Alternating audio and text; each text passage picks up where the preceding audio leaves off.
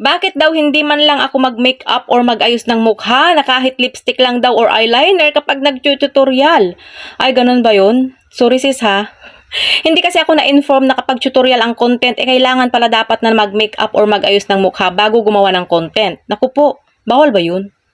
Naku, kapag bawal ang mag-tutorial na hindi naka-makeup guys, paano naman yung mga kagaya kong hindi nagme-makeup?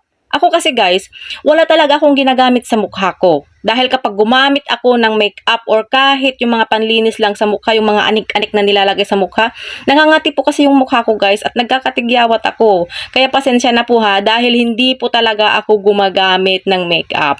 Pero minsan talaga naglalagay din naman ako ng yung lipstick at saka yung pangkilay.